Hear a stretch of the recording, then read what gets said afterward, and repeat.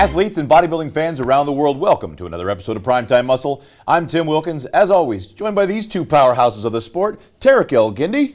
Great to be here, Tim. Honored to be next to you and Chris Cormier. And legend of the sport, Chris Cormier. What's up, my friend? Thank you, Tim. Thanks for having me again. How could we? We don't have a choice, do we? You're the guy. I wish we had a choice. You say that. You say that, and then you're all cuddles after the show. Yep. Oh, guys, well, you know, this is a sport that has seen its evolution. It's seen its change of physiques. You go back to the Larry Scott days, you go to the Arnold days, and, you know, guys have kind of morphed into this progressively bigger being, and there's been the aesthetic changes, and the golden era, which has evolved from, they call that the 70s, and now it's the thing in the 90s of the golden era. But there's always been those people along the way that were just massive. And we called them in our sport, we called them mass monsters. Who comes to mind, fellas? Well, Greg Kovacs comes to mind from Canada. I mean, he was like the first one that was like, I'm going to be 400 pounds. To me, that was the first guy. But, I mean, it didn't kind of look right. He thought he was a strong guy. One time he was at the Gold's Gym Venice trying to lift 200-pound dumbbells, and it's a funny thing, his wife was rolling the dumbbell across the room, and then he was trying to do it first, and he stopped and had to take a breath. He's resting with the dumbbell, then his wife comes rolling the dumbbell to get to the chute. And yeah, so he was like the first one, I thought. And then the magic days of Dorian Yates coming with, you know, coming to, what was it, in Atlantic City, 1993. I was sitting there at the audience, and then he comes out, 265 pounds of pure mass and just striations and that peeled skin. That's when everybody's like, okay, it's a new era has begun. So, but you think though, and this is kind of a funny thing, Tarek, because Chris uses a lot of football analogies, you go with a lot of basketball, but 265 was an offensive lineman in 1968. 265 was almost a tight end or a wide receiver now. 265 was a mass monster when that all happened. And now, it's pretty average. I was emceeing in the days of Marcus Rule. Yeah, to me, that's possibly one of the greatest mass monsters. To me, my criteria to be a mass monster is two things. First, you got to be freaking massive, okay? You know, no disrespect, but Lila Brada was not a mass monster. Frank Zane, not a mass monster. Samir Banu, who's a mass monster? Huge freaking bodybuilders. And the second criteria is you got to be successful as a bodybuilder. You know, Craig Kovacs from Canada, good reference from Chris Cormier, he was a huge bodybuilder, but he wasn't a successful bodybuilder.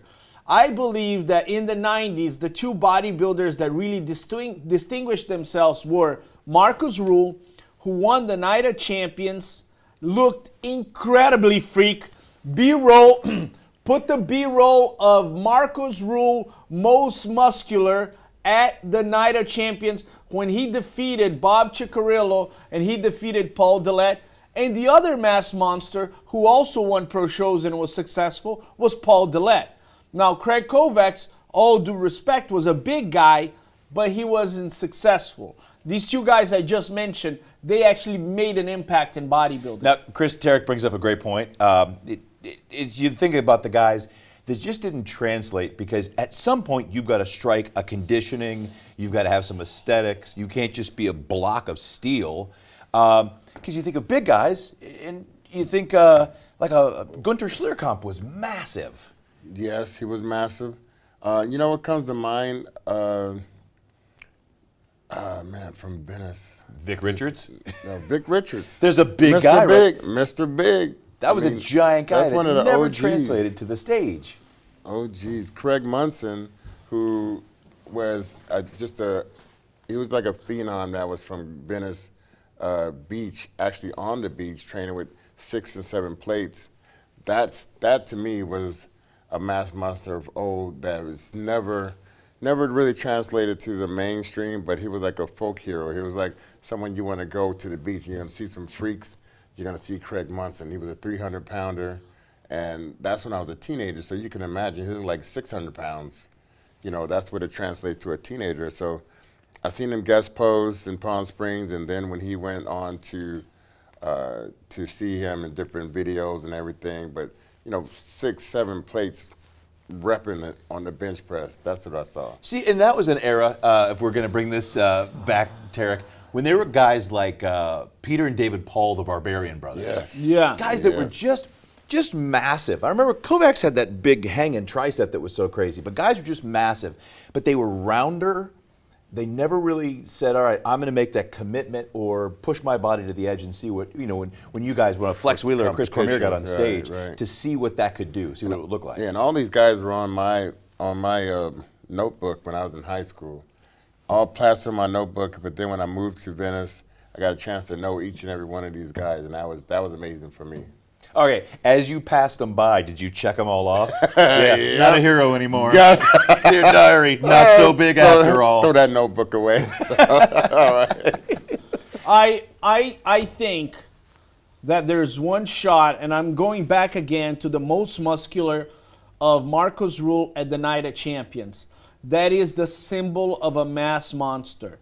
Now, when I came up checking the magazines in the 90s, I had many great bodybuilders as my heroes, Dorian Yates, but one guy that was shocking, and he was a very close friend to Chris, was Paul Dillette. With the veins, man. He not only had those huge arms, but he had the veins and the Frankenstein face. He was a mass monster.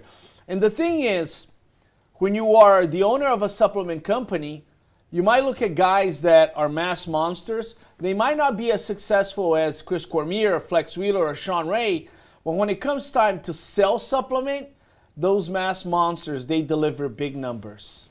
Yes, and I remember seeing Paul walk into Gold's Gym, and we just saw these barn door, I mean, he couldn't even fit through the door type of guy, and he was tall, so we was like, yeah, he had these wide shoulders, but he ain't got no legs. He's always wearing pants. And we're wearing shorts. We're in Venice Beach. And then one day we saw him pull the pants up to his calves, to his knees, and he saw his calves. We was like, wow, he's got some calves. But we weren't even speaking to him at this point. Like, he didn't prove himself yet to us that he was that guy. So, you know, we're still walking by him like we don't see him. You know how bodybuilders do. Even when you go to the supermarket, bodybuilders walk by you like you don't see each other. Like, you know we're in the same category. You know we're both bodybuilders. Two lions we in don't, the produce department. We don't see each other. But, yeah, we did that to him for the first 2 weeks, I think. And then one day... So catty, Chris. Oh one day, that's the way, you know, bodybuilders are like that. They do that like, today. Feels like to this day they my do daughter's preschool. You to know? this day, bodybuilders do that. They act like they don't see each other. Oh, gee. And then because you're not big enough for me to see you, that's what you're trying to imply, right? So anyway, so one day he took his pants down, and we all walked over to the mirror, and we was like, damn, we're talking about like quads, calves, delts. I mean, the chest. Only thing that held him back was his back. His back to the bicep wasn't great. Yes. If he had a back, you know, Paul Dillette was also not a great poser. No. And then one day, I think I said this story before, but we were like, are you practicing your posing, Paul? Because we were going to go in the posing room. Come pose with us. We all, me, Flex, Rico, we're all going to pose. And then Paul was like, no, I'm practicing at home. And we're like, you sure, Paul? Yeah, I'm practicing at home. So he's like, we're going to go to your house and see where you practice. Show me your posing room. And it was one of those little strip boards of mirror, like this. And we were like, Paul, his shoulders are like this, and his mirror was like this. Like, how are you posing in that, Paul? He was all embarrassed. Anyway. Well, you only had two choices. If you were thinking, what did the guy's legs and calves look like, Tarek, you had two choices. The puffy clown pants that had to be pulled up over your calves, or the lycra stripy booty shorts that big guys like Sean Ray used to wear in Body Shaping. That show with Rick Valenti. Oh, yeah. When they were on the beach with Kiana Tom. I remember. So you only had two choices for pants back then. Pastel colors with the scrunchy socks. Yep. and the Reebok shoes. I would have the first option. Those booty shorts that Sean Ray wore. Didn't you wear some? It was Sean Ray. Kevin Levrone also did some of those, right? Yeah, Boyer sometimes when you did those photo shoots, Yeah. that's what they asked. The Man, hot skins. I think Benny Galante was in some of piece, those. The old hot skins back in the day. That one piece. Oh yeah. You know, it ended up Borat used for the The unitard. Oh my God. Well, guys, we're going to be at some point bringing up today's mass monsters because there's a few, and they're in Camp Cormier. We're going to talk about that. But we've got a lot more talk when we come back on the Primetime Muscle.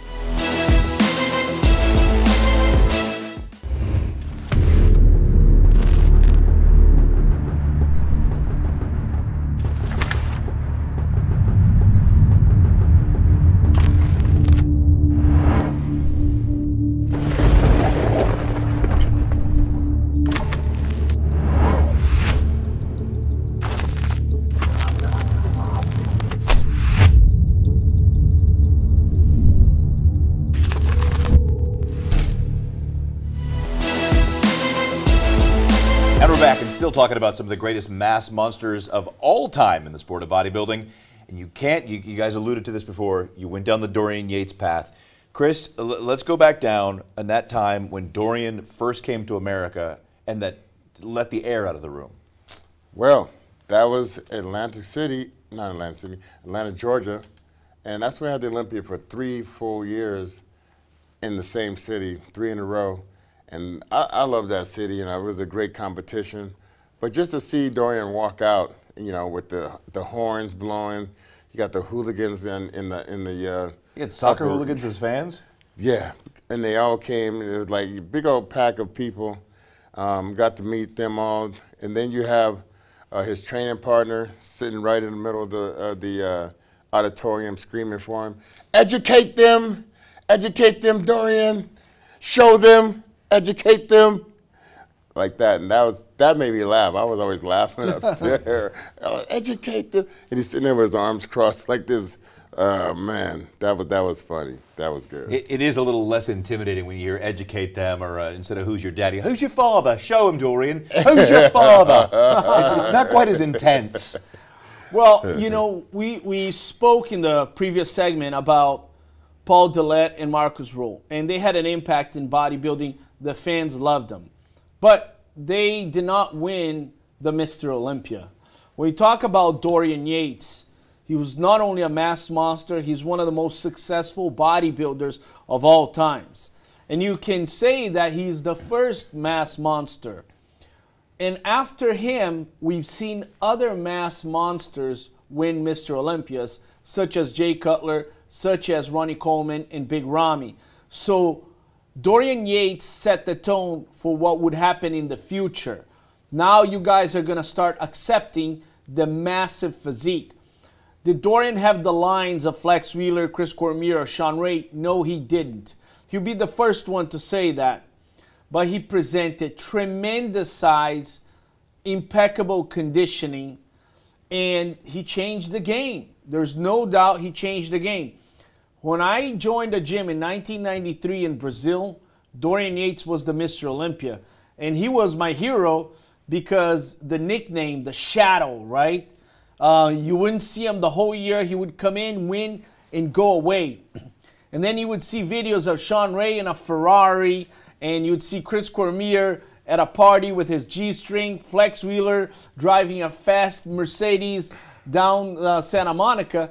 And you just thought that this guy was, the reason he was bigger than them was because he had a different mentality. He was not in the show business. He was an athlete. Now, granted, all those guys were great, but he defeated all of them with size and conditioning. See, now that's why I wish I was a bodybuilder in the 90s. I was not in the club with a G-string. Not in the club, but in pictures. You said in the magazines and... Twice. I did it twice, and that was a long time ago. And now, though, here we are 30 years later, you send us videos. B-roll, you got to put the B-roll of him in a G-string. Wow. Kylie, B-roll of Chris Cormier in a G-string. I know, girlfriend, you can find that. Primetime warning. A primetime muscle does not need a parental warning. So, Chris, Yeah. I wish I was a bodybuilder in the '90s because you're still sending us videos of ladies carrying your dry cleaning out to your car. You're still partying with Dorian like it's 1999. Hey, you should have saw yesterday. I was like, I'm going to the airport, and leave my clothes by the front. I'm gonna come in hot, and I'm on my way to the airport. And then I called and I said, ladies, I said, you know what? I'm gonna have to get them next time because I don't have enough time to go. So then they're like, no, just come by. We'll be outside with your clothes. Just come by. You won't just pay us next time.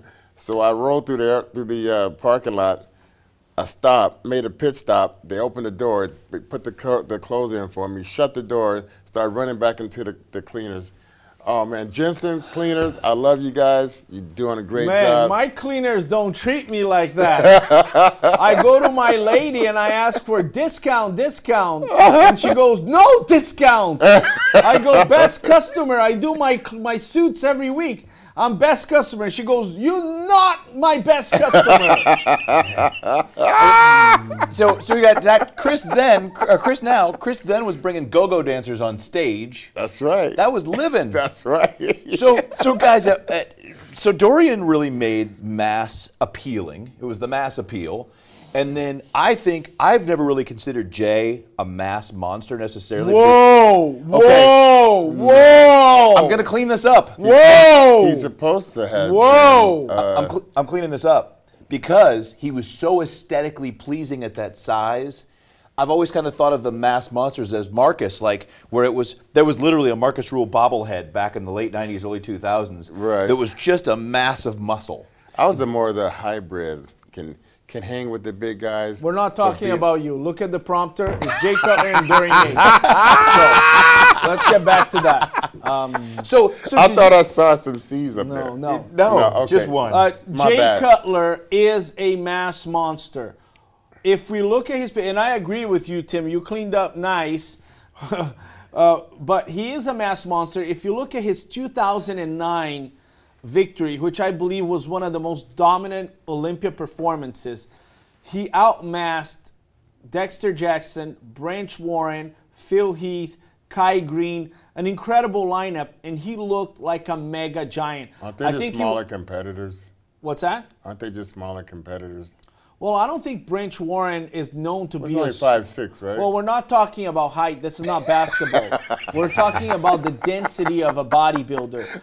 And you wouldn't say that Branch Warren is a small bodybuilder. Yes. I can see Lee Labrada being smaller, Chris Dickerson, like the British guy say, let me educate you. That was Leroy. I was like, shout out to Leroy, yeah. So, man. Branch Warren was a big bodybuilder. He was massive, right? You can say Dexter was aesthetic, but Kai Green was a big bodybuilder, and Jay completely outmassed everybody in 2009. I consider him a big mass monster because look at him and Ronnie. For the longest time, they're battling, and everybody around was just smaller than them. Yeah. Well, there are some guys today. We're gonna delve into this in just a minute, but I think there are some guys today that are the mass monsters of this area, like Nexzilla. Rubio Mosquera. He's got to translate that to the stage, though. He's actually got to get a visa and get on stage somewhere. Yeah, he's going to actually do the show in Dubai. So he's out there in Kuwait now. I'm going to be in Kuwait doing a Camp Cormier. Camp Cormier Kuwait, and you guys will see me there and also in Dubai. So, and who else do you think in this generation? Akeem Williams, to me, has always been a mass monster. You know, yes, he needs to have a bigger back to be considered a mass monster. Looking back, like you mentioned Gunter, I think Gunter had a lot of mass. He was tall, but he needed to be heavier to have some density on the side poses to be considered a mass monster. So Gunter came to one of my comedy shows, one of his last years at the Olympia. He was 295. And you ask any bodybuilder who's 295, who's 6 to 8 weeks out, what they're going to weigh on stage. What are they going to say? I'm 295. What are you going to be on stage? 285. His answer, 320. So he went from 295 to 320 on stage. 320 is I know he's 6'2". That's big. I'm going to mention a name here, back. Such a good reference here. I'm giving myself credit. Let's give it to me. Akin Albrecht, remember? Oh, yeah, from Germany. Wow. He was a big bodybuilder. Yes.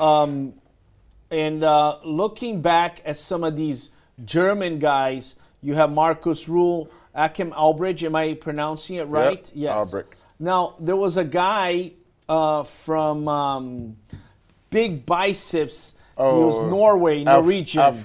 Alfred. I forgot his last name. Alfred? Norwegian guy, Norwegian bodybuilder. Oh, man, we got to find his name. Alfred. No, he was Norwegian. He had an incredible biceps, big guy.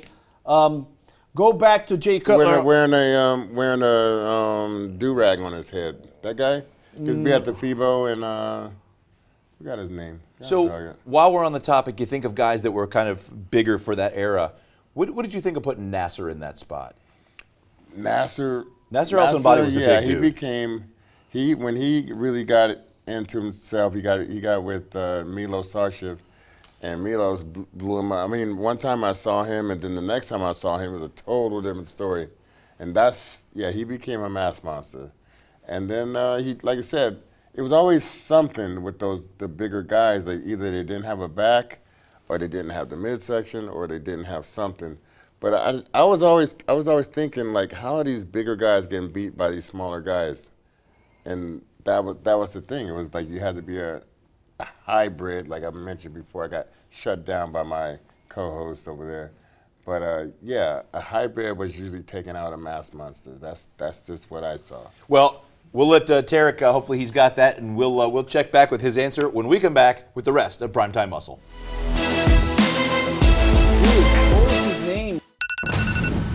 You diet down, train hard, and supplement smart for months. When the time comes to step on stage, don't leave your tan to chance. Go with the pros. Pro Tan. #1 worldwide since 1987 and the official sponsor of the Olympia for the last 15 years. Don't step on stage without it. Pro Tan. All right, we're back at Primetime Muscle. Hope your cardio is going well. We took a little trip down Obscurity Lane. How far did you go down this rabbit hole? I actually here's the deal, guys. On Primetime Muscle, I actually called one of the great minds of bodybuilding, Milos Sarcev. His name is actually Milos Sarcev. And I asked for the reference, and he gave it to me. Marko Savolanian. He was a Finnish bodybuilder, competed in 1997. He was a big bodybuilder. I'm going to send the picture to Kylie because he was a mass monster. Just 1 year, one show? 1997. No, he competed for a while. Oh, yeah? Big body. Oh, we could have mentioned Jean-Pierre Fuchs. He was a big guy, right? Yes. Very big guy. Well, we have two of the biggest left, guys. So those eras led into Ronnie. Ronnie was a mind blower on stage. When he brought that out, what was that next level like, Chris? Well, it was a manifestation of Ronnie Cohen because we saw him when he was smaller Ronnie. Smaller Ronnie had... By smaller Ronnie, you mean 245, 250? Smaller legs, didn't have the back yet. He had the biceps. I mean, even his mother had the biceps, God rest her soul. So he started to slowly creep up with weight, gaining weight, getting knowledge. But I don't know if he had a lot of knowledge back then, just raw physique, But he slowly started to make his way up into the 1997 era, where he started to beat people like Kevin LeBron, stuff like that. Started to beat Flex, and then all of a sudden, Flex said, "Oh, let me introduce you to Chad Nichols." Once that happened, it was a whole other person that you had to deal with. So now it's 1998. I beat him his first few years. Once he got the Olympia title, I never beat him again. Most of us never beat him again. Except for Gunter. Except for Gunter. That's the only time. But yeah, so You're such a Gunter fanboy. Mega. and then I when mean, Ryan until he Terry got is older. Ryan Terry's jealous right now because you're talking so much about Hey, Gunter. I hung out with Ryan Terry the other day, matter of fact. Did you really? Yeah, we You were, lucky we dog. were hanging out, elbow to elbow, like little buddies in the auditorium in Mexico City. Ryan Terry. Tagged me in a post the other day. That's as close as I get. Ooh. I know. It's a big day. Big day. At the Vapors. He tagged you. Oh, so I think I was in there. I so saw you. cute. Yeah. I saw you. You went shopping afterwards, right? Bought myself something nice. So Ronnie was massive, and then I didn't know really. It was a couple of years I was busy doing some crazy stuff. I was still around the sport, emceeing only NPC stuff and a couple of pro shows. Come back to the Olympia 2019, and Big Rami's there. My man, Big Rami, 2013, goes to the New York Pro. It was just written on every board in America that Victor Martinez was going to win that show. Right. And all of a sudden, this Egyptian bull comes on stage with a physique that we hadn't seen in years, and he took down Victor Martinez. He won the New York Pro twice. Again, we talk about the successful mass monsters. Ronnie Coleman is the most successful one, and I think his 2003 performance is the epitome of mass monster. So the epitome of the pose that symbolizes mass monster is Marcus Rule, Night of Champions, the most muscular. The bodybuilder that symbolizes a mass monster is 2000. My voice, I'm losing my voice. It's 2003. Drink. Front lat spread. Ronnie Coleman. Front lat spread. Ronnie Coleman. Big Rami overpowered guys when he won the Olympia in such a way that it was like incredible. In terms of discrepancy, it was Big Rami against William Bonac and Brandon Curry. Ronnie Coleman had to deal with Jay Cutler. Dorian Yates had a few big guys like that, such as Nasser El-Somebody. Big Rami rocked the stage, and he looked like he was the super heavy, and the other competitors were light heavies. The first time I saw Big Rami was in the gym at Steve's gym, 2013 in New York City, and Dennis James. He was like, "I want you to see him pose." So like I saw him, but it was like, okay, but he was the widest person I've seen for the height of like 5'10", you know, and just to see him pose, and I was like, but I'm telling you, there's a whole other Rami that people haven't saw, and that's when you training with the guy, you got him in the gym. In the gym, Rami, I mean, the legs, the width, oh my God. That year, 2020, when we were at the press conference, one of my favorite things ever is the press conference. No matter what the format is, there's just something magical about being in there, getting the excitement for the week. And Rami, you're up here on stage. What do you think? Winter is coming.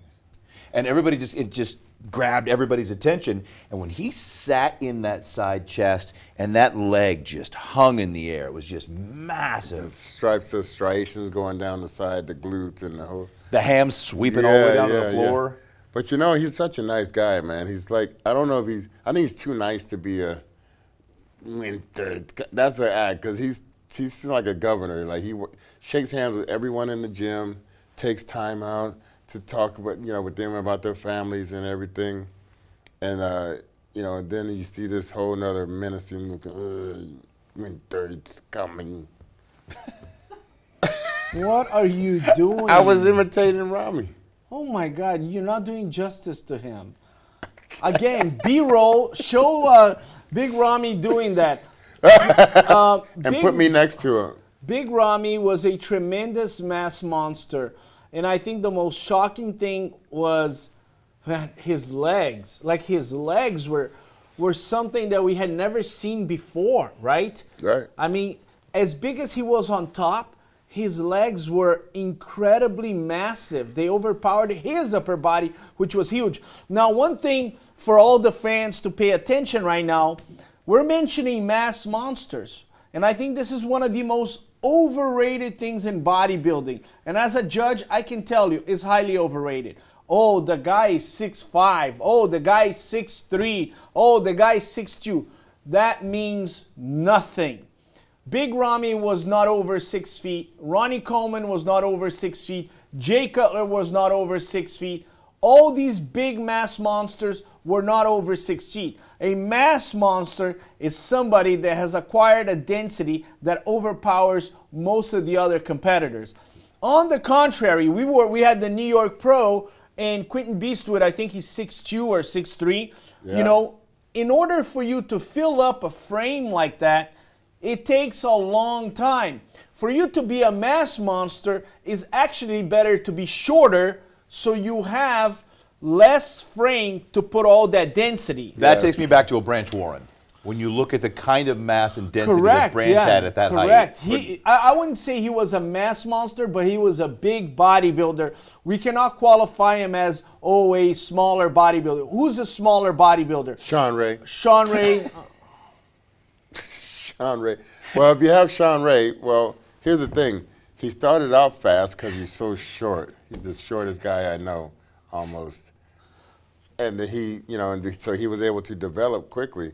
But when you got a little bit of height, like a 5'8", 5'9", 5'11" guy, then you're kind of tall to have that still that compact, massive type of frame you could build on. Then you go rest in peace, Cedric McMillan. That was a massive guy at 6'1". He carried a lot of size. Yeah. More of an aesthetic pleasing physique, right? Yeah. I mean, he still had the small waist, and I felt like he could have been a little bit streamlined in some of the poses. Like you said, Tim, very wisely, when Big Ramy hit that side chest, he looked like two bodybuilders compared to the guys next to him.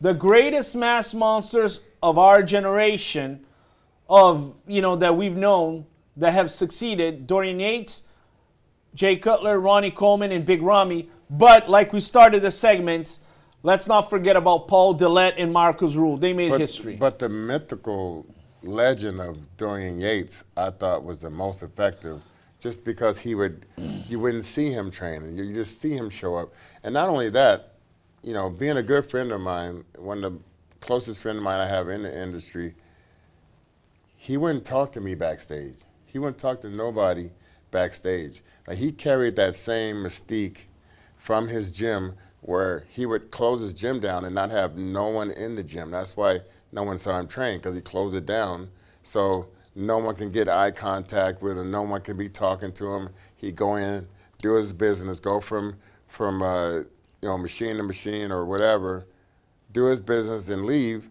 and then he'll have the gym open after he would leave. But no one would see him train. And then when he came to the show, no one he would talk to. He would come in, do his business, warm up. One day, you know, my first Olympia, I actually mistakenly put his shoes on, and I'm walking around with his shoes, and because we had the same slippers. So then he goes, they're like, Dorian's looking for you. I was just like, Dorian's looking for me? I was like, but it's just saying, like, he never spoke. He spoke at that time, but he never really spoke to anyone backstage. Were you guys friends when you yes. robbed his shoes? Yes, because we met 4 years before that, but still, I didn't mean to have his shoes on. Now, I don't want to go on out of a tangent here. How odd not to recognize your own shoes. I mean, well, we had the same size foot, and he had the same type of shoes. Maroon and Manolo Blahnik probably. And then years later, after he retired, when I came to train with him that time, what was that? I forgot what year it was. I came to his house, and he looked at me at the door. We looked down. We had the same shoes on again. And tell me he's a Leo. No, it's not a Leo. Ah! 420 is his birthday. 419. Not a shock after your trip to Mallorca. So he's not a Leo. 420. So we'll be right back. Tom, what's his name from the quarterback? Brady. Tom Brady's a Leo. Tom Brady's a Leo. Yeah, that's great. That really does a lot for our show. Guys, thank you as always for joining us. Share with us in our comment section your favorite mass monsters or your thoughts on the mass monsters we shared, who you think we left off this classic list all the way back to the 60s and 70s, groundbreakers in their respective divisions. But Been a pleasure. Like, share, subscribe. Comments, and questions, or rebuttals. yes. And clean up things we messed up. We always love that, too. Let us know who your favorite mass monster is. I want to know from you fans who your favorite mass monster is. All right. Tim Wilkins, as always, with Tarek Elkindi, Chris Cormier. Guys, That's what's up. we'll see you next time on Primetime Muscle.